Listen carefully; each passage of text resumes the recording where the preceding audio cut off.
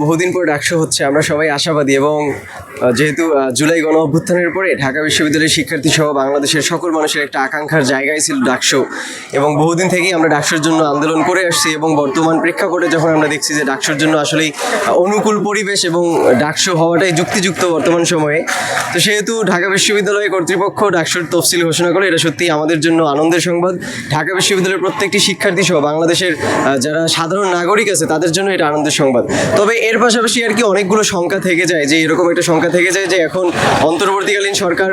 আমাদের দেশে বিরাজ করছে।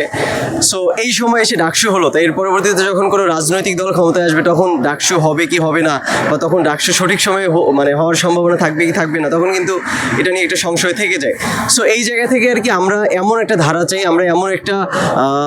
একটা আস্থা চাই যে 2025 সালে ডাকসু হচ্ছে এমন সময়, এর পরবর্তীতে 2026 সালেও যেন একটা নির্ধারিত সময়ের মধ্যে ডাকসু হয়, নির্ধারিত সময়ের মধ্যে তফসিল ঘোষণা হয়, নির্বাচন হয় এবং পরবর্তীতে ফলাফল ঘোষণা হয়। তো এরকম যদি একটা ধারাবাহিকতা প্রতি বছর বজায় থাকে তাহলে বাংলাদেশের রাজনীতিতে আমাদের মনে হয় যে একটা সুষ্ঠু রাজনীতির একটা কালচার চলে আসবে, একটা সংস্কৃতি চলে আসবে। এবং এর পাশাপাশি আমরা আরেকটা ব্যাপার সবসময় বলে আসছি যে আমরা শুধুমাত্র ডাকসু চাই না, কারণ ডাকসুর পাশাপাশি বাংলাদেশের যতগুলো পাবলিক ইউনিভার্সিটি আছে সবগুলো পাবলিক ইউনিভার্সিটিতে আমরা ছাত্র সংসদ নির্বাচন কার্যকর করতে চাই। আর ছাত্র সংসদ নির্বাচন যদি কার্যকর করা হয় তাহলে দেখা যাবে যে ছাত্রদের মধ্যেই বা শিক্ষার্থীদের মধ্যে যোগ্য যারা প্রতিনিধি, যারা আসলেই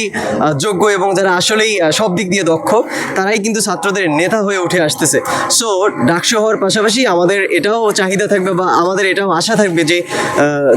আরও অন্যান্য যত পাবলিক ইউনিভার্সিটি আছে সব জায়গাতেই বা সবখানেই ছাত্র সংসদ নির্বাচন অনুষ্ঠিত হবে। এবং এর পাশাপাশি এর ধারাটা শুধু বিশ্ববিদ্যালয় পর্যায়ে না রেখে বরং কলেজ পর্যায়ে, স্কুল পর্যায়েও ছাত্র সংসদ নির্বাচন